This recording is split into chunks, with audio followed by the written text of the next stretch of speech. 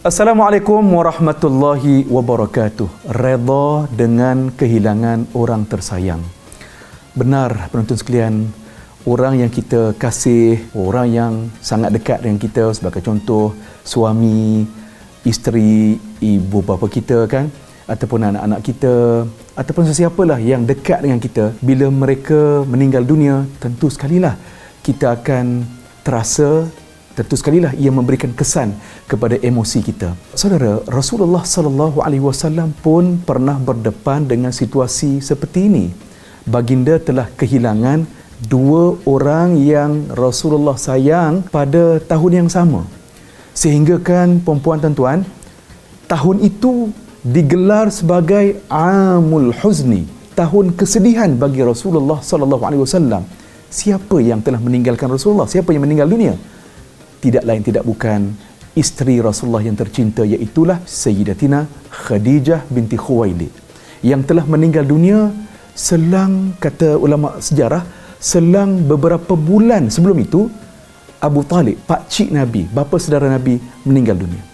Baik, saudara penonton, Rasulullah begitu sayang kepada Khadijah kerana ketika mana Rasulullah menerima wahyu yang pertama, ya, di Gua Hira, surah Al-Alaq itu ayat yang pertama sehingga ayat nombor 5, Rasulullah balik ke rumah dalam keadaan ketakutan.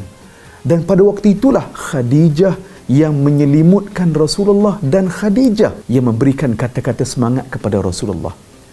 Para penonton, dalam satu riwayat, ketika Nabi SAW bersalat, tiba-tiba Nabi dengar macam suara Khadijah memanggil nama Nabi Muhammad. Nabi dengar macam suara Khadijah. Rasulullah pun menyegerakan sembahyang. Selesai sembahyang, Nabi terus pergi ke depan, tengok-tengok, rupanya yang panggil Nabi tadi bukan Khadijah, sebab Khadijah telah meninggal dunia. Yang panggil nama Nabi tadi ialah adik kepada Sayyidatina Khadijah. Cinta sungguh, sayang sungguh Rasulullah sallallahu alaihi wasallam kepada Khadijah, sehingga kan Nabi kata, aku telah direzekikan mendapat cinta Khadijah. Para penonton yang dirahmati Allah Ta'ala sekalian, kisah yang kedua, Ummu Salamah telah berpisah dengan suami kerana suaminya meninggal dunia selepas peperangan. Sedih sungguh Ummu Salamah, sehingga kan Rasulullah datang kepada Ummu Salamah. Nabi ajar satu doa kepada Ummu Salamah. Doanya berbunyi, inna lillah wa inna ilaihi raji'un, Allahumma ajurni fi musibati wa akhlif li khairan minha. Wahai Allah, sesungguhnya kami ini milik Allah dan kepada Allah jualah kami kembali. Wahai Allah, Engkau berilah pahala kebajikan di atas musibah yang diberikan kepada aku ini, dan ya Allah, Engkau gantikan sesuatu yang lebih baik kepada aku. Kerana itu tuan-tuan, apabila kita berdepan dengan ujian ini, nombor satu, pegang erat-erat, yakin bahawasanya setiap yang bernyawa pasti akan meninggal dunia, pasti akan mati. Al-Quran menyatakan, kullu nafsin dha'iqatul maut. Setiap yang bernyawa itu, kata Allah, pasti mati, lambat atau cepat sahaja. Nombor dua, betul emosi kita sebagai manusia, bila kita kehilangan orang tersayang, kita akan menangis. Menangislah, tak salah pun, tetapi jangan sampai meratap. Kerana apa? Kita mesti menerima takdir yang ditentukan oleh Allah. Nombor tiga, para penonton, tentunya kita sayang kepada orang yang kita sayang tersebut.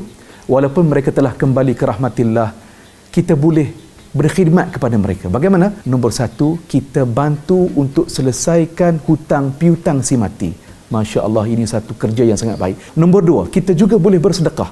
Sedekah dan niatkan pahalanya itu kepada almarhum ataupun almarhumah si mati.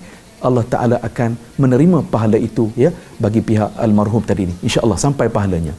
Dan nombor tiga, tuan-tuan dirahmati Allah, kita laksanakan wasiat yang telah ditinggalkan oleh si mati almarhum almarhumah tadi. Mudah-mudahan tuan-tuan dengan apa yang kita lakukan ini, dan termasuk kita mendoakan kepada Allah supaya Allah mengampunkan dosa-dosa mereka. Inilah sesuatu yang bernilai yang boleh kita berkhidmat kepada mereka walaupun mereka telah meninggal dunia. Mudah-mudahan Allah Ta'ala memberkati kita semua.